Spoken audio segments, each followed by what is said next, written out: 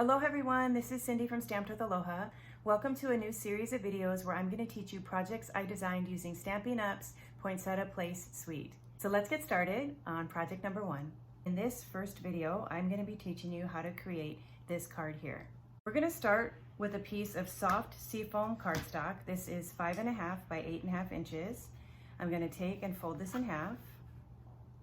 And then using my bone folder, I'm going to fold it nice and flat. For the next step, I'm going to be using a piece of very vanilla cardstock. Now I want to add texture, so I'm going to use the Winter Snow embossing folder. So I'm going to open this up, place this inside.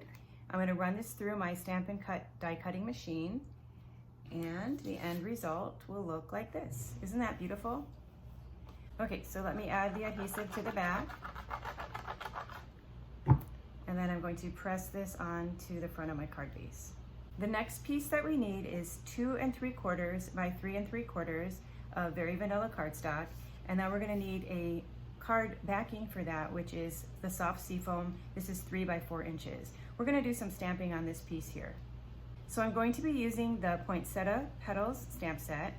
And because we're gonna be die cutting the flower, we won't be using any of these images, but we're gonna use the sentiment here, Warm Wishes, as well as some of the berries and leaves.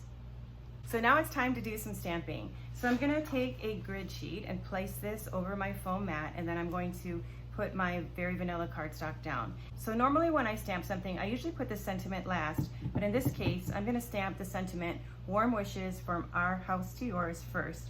I'm gonna stamp that in the bottom right corner of this cardstock. The next color that I'm going to use is going to be soft suede ink, and I'm gonna start with the berries. And I'm going to stamp a cluster of berries coming in from the bottom next to the sentiment. And then I'm going to have another cluster of berries coming from the center off to the right side of the card. And then I'm going to put one more from the center going up to the left side of the card like that.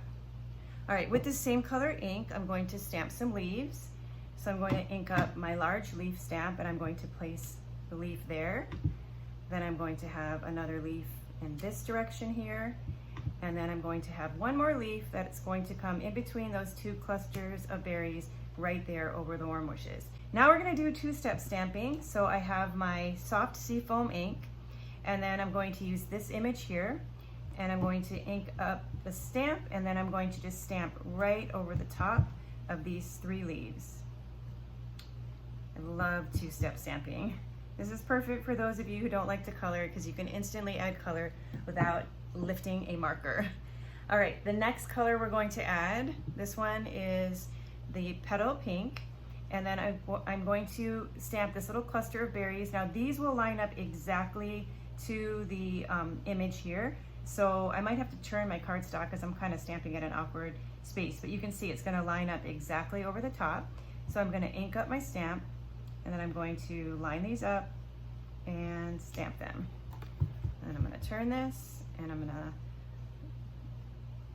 line this up and stamp it. Ooh, 2 for 2, one more time. Okay, I'm going to line this up and stamp it.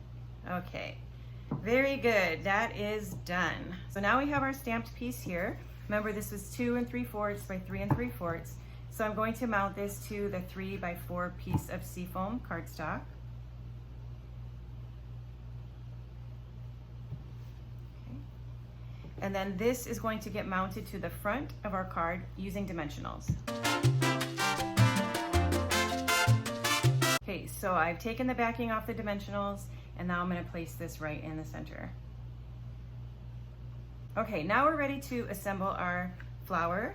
So I used the dies that come in this bundle. Let me show you what they look like.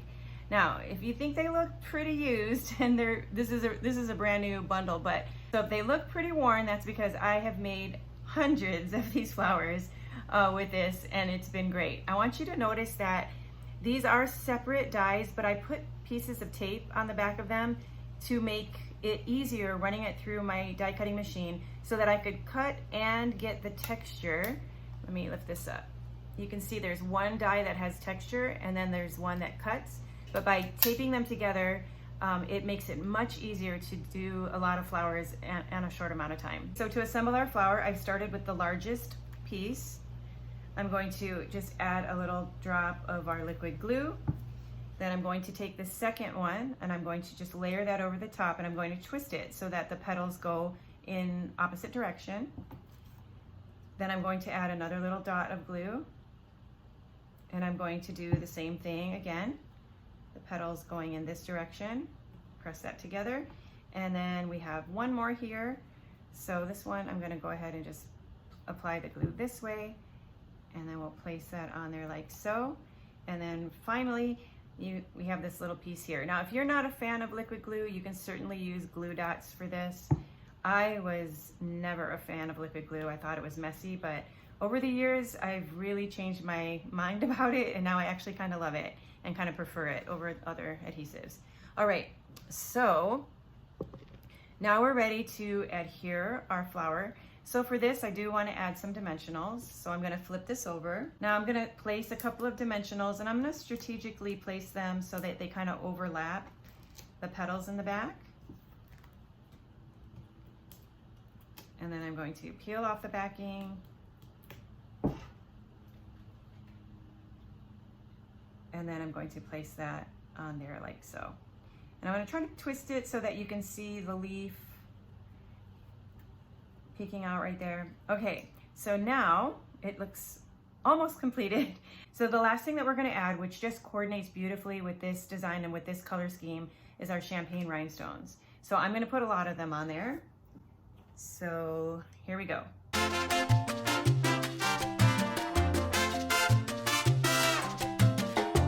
Okay, so as you can see, I added 7 rhinestones to this card.